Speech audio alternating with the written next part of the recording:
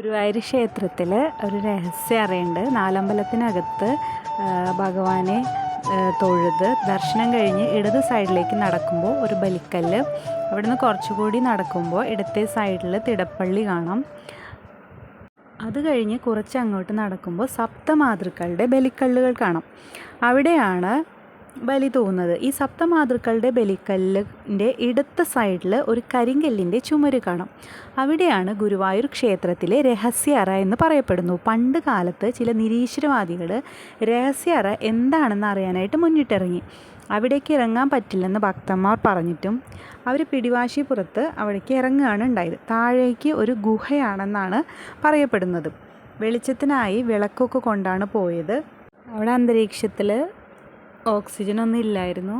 അങ്ങനെ വിളക്കൊക്കെ കെടുകയും ഇവർക്ക് ശ്വാസം മുട്ടുകയും ഒരു സർപ്പത്തിൻ്റെ ചീറ്റലുണ്ടാകുകയും തുനിഞ്ഞിറങ്ങിയെന്ന് 2-3 പേർ ബോധം കെട്ട് വീഴുകയും അവരെ ഉടനെ തിരികെ കൊണ്ടുവരികയും ചെയ്തു. ശേഷം ആരും ഇനി ഇതിനായി തുനിയണ്ടെന്ന് പറഞ്ഞ് രഹസ്യ അറയുടെ വാതിൽ അടയ്ക്കുകയും ചെയ്തു എന്ന് പറയുന്നു. ഇപ്പോൾ ആർക്കും രഹസ്യ അറയിൽ പോകാൻ പറ്റില്ല.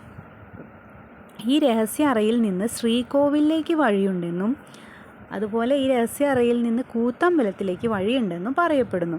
അതുമാത്രമല്ല, പണ്ട് കാലത്തുള്ള സെമന്തകമണി ഉണ്ടല്ലോ, ജാമ്പവാൻ്റെ കാലത്തുള്ള സെമന്തകമണി, ഈ സെമന്തകമണി ഈ ഭഗവാന്റെ രഹസ്യ അറയിൽ ഉണ്ടെന്ന് പറയുന്നു. ആ സെമന്തകമണി എവിടെയാണോ അവിടെ ഐശ്വര്യം വർദ്ധിക്കുമെന്നും പറഞ്ഞു കേൾക്കുന്നുണ്ട്. അപ്പോൾ ഗുരുവായൂർ ക്ഷേത്രത്തിൽ സമ്പത്തുകൾ അടിക്കടി വർദ്ധിക്കുന്നതും ഭക്തജനങ്ങൾക്ക് വരുവാൻ തോന്നുന്നതും അവരുടെ പ്രാർത്ഥനകൾക്ക് ഫലം കിട്ടുന്നത് കൊണ്ടാണ് ഓരോ ദിവസവും തിരക്ക് കൂടുന്നത്.